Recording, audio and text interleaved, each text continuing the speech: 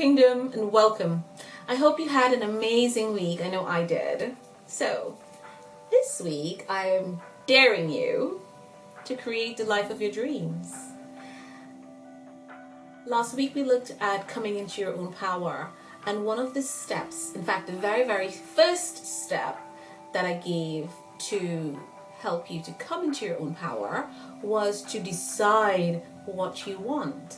And I mentioned SMART goals, so I thought it would make sense to look at SMART goals in more detail this week. But before we get to SMART goals, let's talk about the Wheel of Life.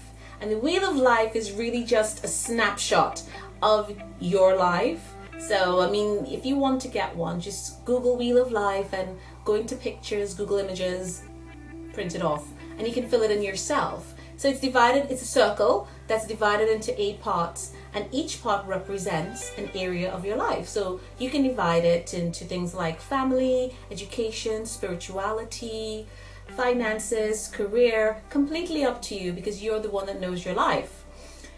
Once you've decided what areas you're going to look at, you want to give each area a value, and you value 0 meaning complete rubbish and 10 amazing, brilliant, best life possible.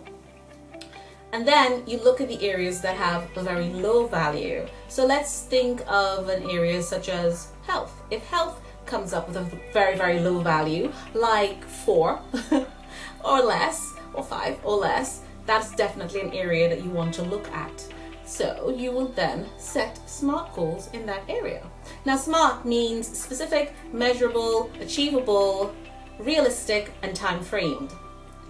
So if we're looking at health, let's say something along the lines of wanting to lose weight. When you're being specific about losing weight, you want to say something like, I would like to lose, or my plan is to lose 1 stone in 3 months. Specific, not just I want to lose weight.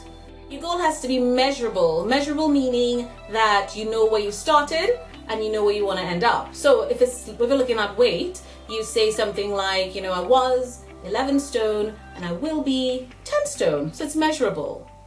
Achievable. You want to set something that is possible. You don't want to say something along the lines of I want to lose a stone in a week, because that's ridiculous. It's possible, I suppose, but you don't want to put yourself under that kind of pressure. You could if you wanted to, but it makes sense for it to be achievable. And also your goal has to be realistic. You can't be pregnant and decide you want to lose a stone in a month. It has to be something that's realistic.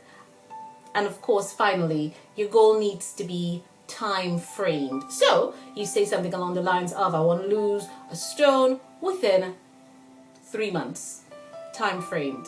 And that's how you set your SMART goals. The driving force in setting goals is the why.